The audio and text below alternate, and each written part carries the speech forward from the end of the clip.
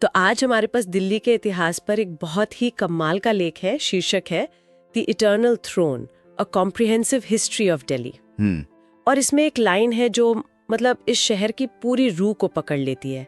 वो कहती है, दिल्ली बसती रही, उजड़ती रही और फिर बसती रही। बिल्कुल। आज हम इसी सफर को थोड़ा समझने की कोशिश करेंगे कि ये शहर सिर्फ भारत की राजधानी ही नहीं बल्कि उसके इतिहास की धड़कन क्यों है। बिल्कुल। और ये जो सोर्स हमारे पास है, ये दिल्ली को सिर्फ इमारतों और तारीखों के कलेक्शन की तरह नहीं देखता। अच्छा, ये इसे एक लिविंग लैबोरेटरी, मतलब एक जीती जागती प्रयोगशाला की तरह दिखता है। जीती जागती प्रयोगशाला। हाँ, जहाँ सत्ता, संस्कृति और संघर्ष की कहानियां वो हर परत में दफन है। तो हमारा मिशन आज इन परतों को खोलना है और ये समझना है कि दिल्ली का आज उसके कल से कैसे जुड़ा है। तो चलिए शुरू करते हैं एकदम शुरुआत से, उस जमाने से जब दिल्ली थी ही नहीं बल्कि इंद्रप्रस्थ थी। महाभारत काल। हाँ, महाभारत। लेख में जिक्र है कि पांडवों ने इसे बसाया था, पर ये सिर्फ एक शहर तो नहीं था, है ना? नहीं, बिल्कुल नहीं, ये एक स्टेटमेंट था। यमुना के किनारे बसा ये शहर धर्मराज युधिष्ठिर की राजधानी था। जरा सोचिए, उस दौर में ये एक बड़ा पॉलिटिकल और कल्चरल हब रहा होगा। सही बात है। और जो बात यहाँ गौर करने वाली है वो ये है कि दिल्ली की कहानी की शुरुआत ही सत्ता के केंद्र के रूप में होती है। ये इसके डीएनए में है। और आज भी लोग पुराने किले को उसी इंद्रप्रस्थ से जोड़ते हैं। बिल्कुल, तो वो कनेक्शन आज तक जिंदा है। लेकिन महाभारत के बाद तो मतलब सदियों तक दिल्ली का नाम इतिहास के बड़े पन्नों से जैसे गायब सा हो जाता है। हाँ। मौर्य साम्राज्य, गुप्त साम्राज्य, इनकी राजधानियां तो पाटलिपुत्र जैसी जगहें थीं। तो इस दौरान दिल्ली की कोई अहमियत नहीं थी। अहमियत थी, पर बदल गई थी। इस लेख में एक दिलचस्प बात कही गई है। क्या? कि दिल्ली का सिंहासन भले ही खाली हो गया, पर उसकी स्ट्रेटेजिक लोकेशन की कीमत कभी कम नहीं हुई। अच्छा। ये व्यापार और सेना के आने जाने के रास्ते पर एक बहुत जरूरी पड़ाव था। तो ये राजधानी नहीं थी, पर एक इंपॉर्टेंट ट्रांजिट पॉइंट जरूर थी। सत्ता की नजर इस पर हमेशा बनी रही। और फिर वो दौर आया जब दिल्ली पहली बार मतलब ऐतिहासिक रूप से एक स्थापित राजधानी बनी। राजपूत काल। हाँ, राजपूत काल। सोच बताता है कि 8वीं सदी के आसपास तोमर वंश के अनंगपाल तोमर ने इसे अपनी राजधानी बनाया।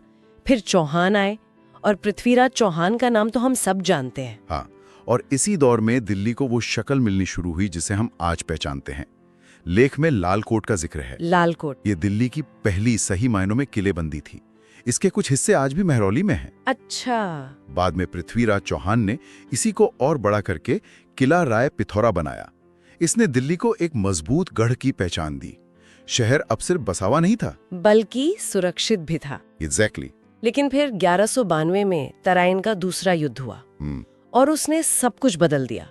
ये सिर्फ एक राजा की हार नहीं थी, ये दिल्ली के किरदार का बदलना था। आपने बिल्कुल सही शब्द इस्तेमाल किया, किरदार। इस युद्ध के बाद दिल्ली सल्तनत की शुरुआत हुई। और ये दिल्ली के इतिहास का पहला इस्लामी शासनकाल था। इसने शहर की वास्तुकला, इसकी भाषा, इसके कल्चर, मतलब हर चीज पर एक ऐसी छाप छोड़ी जो आज भी दिखाई देती है। दिल्ली का मिजाज ही बदल गया। दिल्ली सल्तनत मतलब 1206 से 1526 तक, 300 साल से भी ज्यादा का वक्त। बहुत लंबा दौर। इसमें तो गुलाम, खिलजी, तुगलक, सैयद, जोदी, न जाने कितने वंश आए। इतने लंबे दौर को कुछ मिनटों में समेटना तो मुश्किल है। हाँ, मुश्किल है। लेख में कोई ऐसा खास किस्सा या शासक है जो इस दौर की पहचान बताता हो? ये एक बहुत अच्छा सवाल है। सिर्फ लिस्ट गिनाने के बजाय लेख खिलजी वंश के अलाउद्दीन खिलजी पर फोकस करता है। अच्छा, खिलजी पर?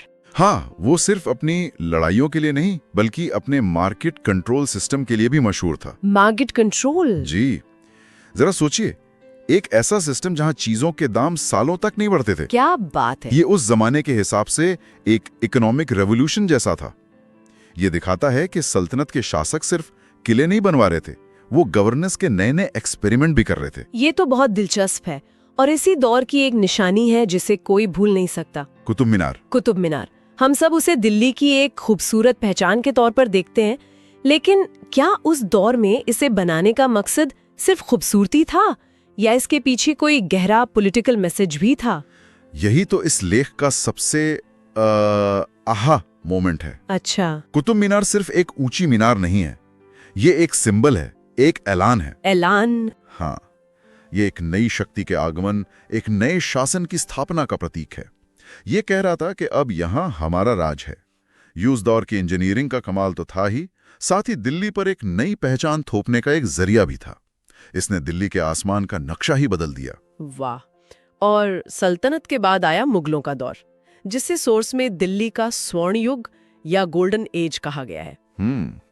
बाबर ने 1526 में पानीपत में इब्राहिम लोदी को हराकर इसकी शुरुआत की। लेकिन इसे स्वर्ण युग क्यों कहा गया? क्या सिर्फ इसलिए कि इमारतें बहुत भव्य थीं? इमारतें तो एक हिस्सा थीं।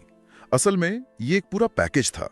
पैकेज? हाँ, अकबर के एडमिनिस्ट्रेटिव रिफॉर्म्स, जिन्होंने साम्राज्य को एक मजबूत ढांचा दिया, जहांगीर का कला के लिए प्यार, जिसके जमाने में पेंटिंग अपने पीक पर पहुंची, और फिर आए शाहजहां। शाहजहां यानी ताजमहल वाले।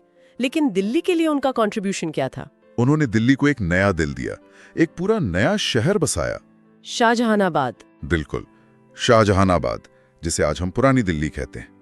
अब यहाँ एक सवाल उठता है कि इसकी जरूरत क्यों पड़ी? आगरा में तो सब कुछ ठीक था। हाँ, ये बात तो सही है। क्या एक पूरा नया शहर बसाना उस वक्त के हिसाब से एक बहुत बड़ा और खर्चीला फैसला नहीं था? मतलब क्या पुराने शहर में जगह की कमी थी, या इसके पीछे शाहजहां का अपनी एक अलग विरासत बनाने का सपना था? दोनों ही बातें थीं, लेकिन विरासत बनाने का सपना ज्यादा बड़ा था।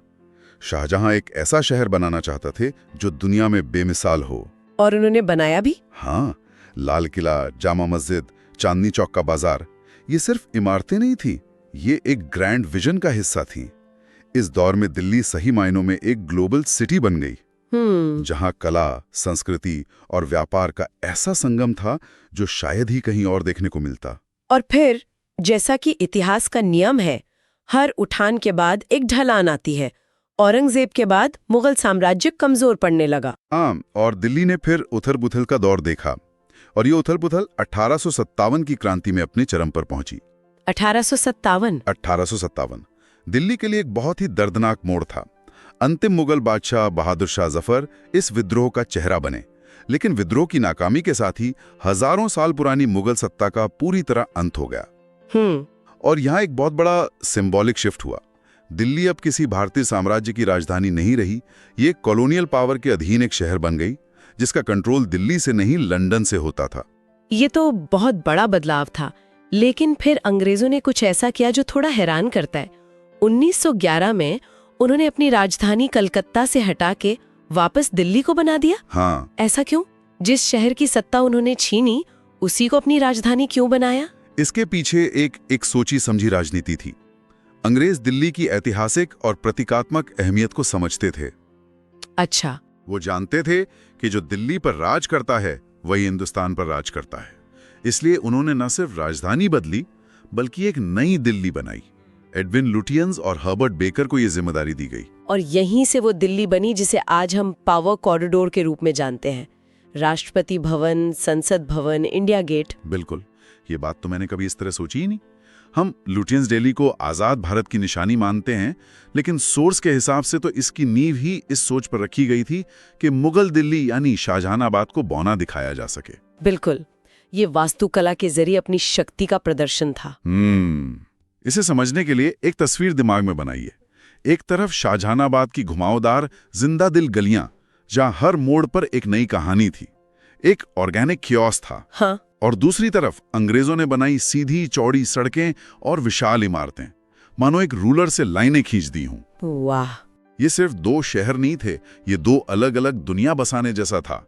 एक ऑर्गेनिक और दूसरा पूरी तरह से प्लान्ड और कंट्रोल्ड। जब हम आज इंडिया गेट के पास से गुजरते हैं तो हम उसे एक पिकनिक स्पॉट या एक लैंडमार्क की तरह देखते हैं। बिल्कुल। लेकिन ये सोचना कि इसे अंग्रेजों ने अपनी शाही ताकत दिखाने के लिए बनाया था, और आज उसी राजपथ पर, जिससे अब कर्तव्य पथ कहते हैं, भारत अपनी सैन्य और सांस्कृतिक शक्ति का प्रदर्शन करता है, ये इतिहास की एक कमाल की आयरनी है ना? ये बेहतरीन आयरनी है, और ये हमें कहानी के अगले हिस्से पर ले आती है। बिल्कुल। अंग्रेजों ने एक ऐसी दिल्ली बनाई जो सत्ता का प्रतीक थी, एक इंपीरियल स्टेटमेंट।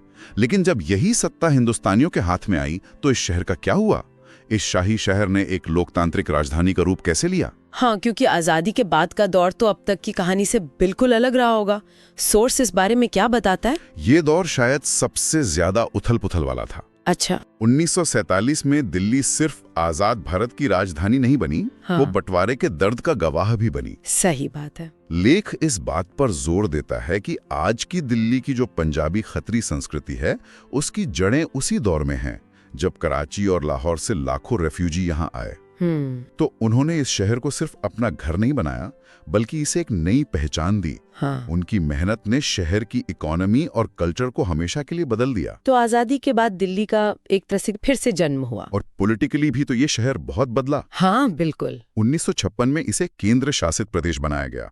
फिर 1991 में राष्ट्रीय राजधानी क्षेत्र या एनसीटी का विशेष दर्जा मिला। हाँ। अपनी विधानसभा के साथ। हाँ। और ये बदलाव दिखाते हैं कि दिल्ली आज भी इवॉल्व हो रही है। ये शहर आज भी अपनी आइडेंटिटी को लेकर जूझ रहा है। मतलब क्या ये सिर्फ देश की राजधानी है? क्या ये एक राज्य है या ये कुछ और है?